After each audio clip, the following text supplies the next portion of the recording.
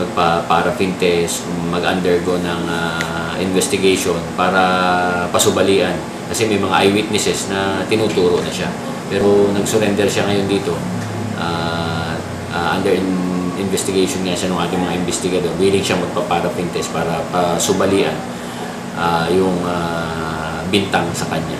So, ongoing pa yung investigation natin kung sino yung perpetrator nitong pagkakapaslang kay Alvin Pensocas. Pero actually, ito si Alvin Pensocas ay isa sa mga notorious natin na suspected na magnanakaw dito sa Calapad City. Agad namang isinugod ang lalaki sa ospital, ngunit dahil na rin sa tama nito sa ulo, idineklara itong dead on arrival. Isang revolver naman umano ang ginamit sa biktima at bagamat may mga testigo sa pangyayari, isang lalaki naman ang nakilala sa pangarang Michael Gallardo ang voluntaryong nagtungo sa istasyon ng pulis siya upang pabulaanan ang paratang sa kanya at malinis ang kanyang pangalan kung saan siya umano ang itinuturing suspect sa pangyayari. Isinailalim naman ang naturang lalaki sa paraffin test bilang katibayan kung siya nga ang gumawa nito. Sa huli, patuloy pa rin umano ang mahigpit na pagpapatrolya sa lungsod kung saan lalo pa umano itong pinag-iigting higit kung gabi. Patuloy pa rin tayo dun sa ating maigting na pagpapatrolya at police visibility lalo na kung gabi. Hindi natin tatanggalin yung mga naka-duty natin na police sa mga binabantayan nating mga barangays. So tuloy-tuloy pa rin yung ating at baka lalo pa nating paigtingin kasi marami pa tayong suspected na magnanakaw. Tutuloy-tuloy natin yung pagbabantay. Antabayanan na iba pang mga balita sa amin pong pagbabalik. Welcome to Generica! Maintenance namin, dito binibili. Sigurado ako sa quality. Maintained ang visa. Naka-aircon eh. Pwede ka pa magtanong sa pharmacist. Alaga kami. Tiwala ako. Sa Generica.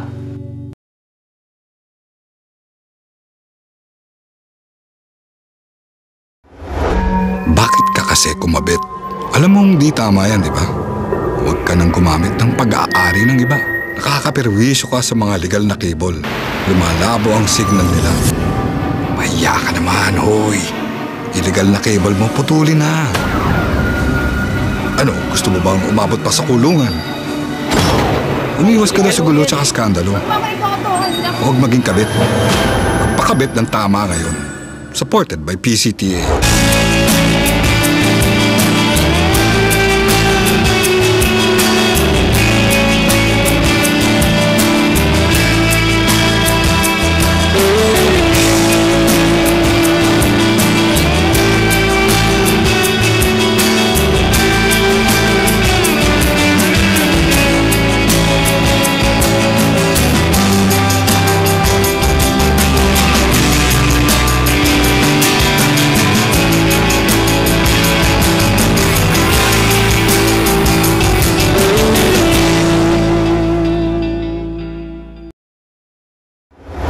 Isang grupo ng fraternity ang inireklamo ng ilang mga magulang dahil sa hazing at karamihan ng mga nagiging miyembro ay minor de edad na hinihingan umano ng pera at inuutusan pang magnakaw.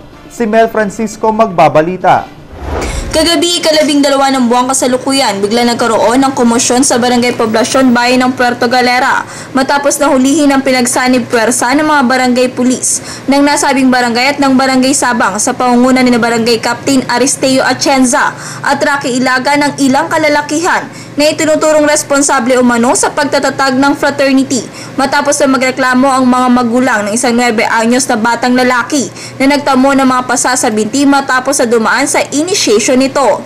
Ayon kay Poblasyon Barangay Captain Aristeo Atienza, nakipag-ugnayan siya kay Barangay Captain Rocky Ilagan upang tugisin ang mga sinasabing may kagagawan sa mga pasang natamo ng bata dahil sa hazing ng grupo na may pangalang True Filipino Gangsta o TFG.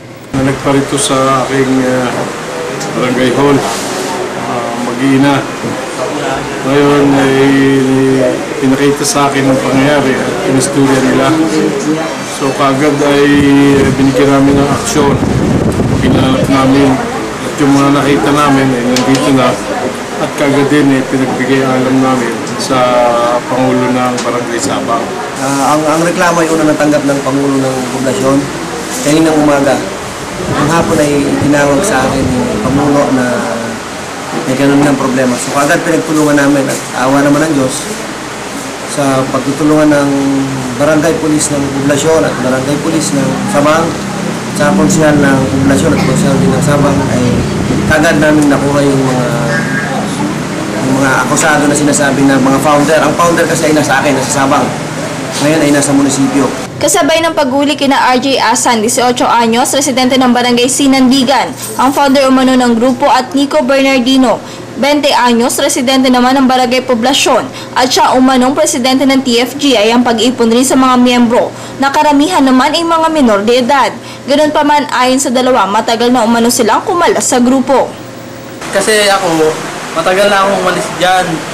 Ngayon lang, may nangyari siguro gulo. Kaya tagal ko na, ilang buwan na akong nanahimik sa gangsta na yan. Bago ngayon, siguro may nangyaring gulo, yun ako yung sinainanon nila. Siyempre, dating presidente. Hindi naman kami gumagawa ng parang pasang-pasa na agad, mahina lang po ang palo namin. Pero yung nangyari doon sa bata, hindi na kami pumalo doon. Wala na kami kasi kami may trabaho, hindi namin makakontrol yun. Pawang iisa ang sinasabi nila sa pagsali sa grupo. Pinipilit umano sila at kung sakaling tumanggi ay tinatakot sila na mas malala umano ang kanilang aabutin. Pinilit po nila ako na mapasali sa kanila. Ano daw po, sasaksakin daw po nila ako pag di daw sumali sa kanila. Pinilit po nila ako na sumali po sa kanilang grupo. Lalo daw po sasakyan na kapag umalas kami sa grupo. Kung ilan daw po ang miyembro ng grupo, hindi na po ang dami sa palo. Anila pa, bawat bagong miyembro ay dumadaan sa hazing, kung saan maliban sa palo ay sinusuntok din sila, kung saan isa pa sa mga itong nakaranas na suntukin sa masailang bahagi ng katawan. Nakaranas ka na mapadel?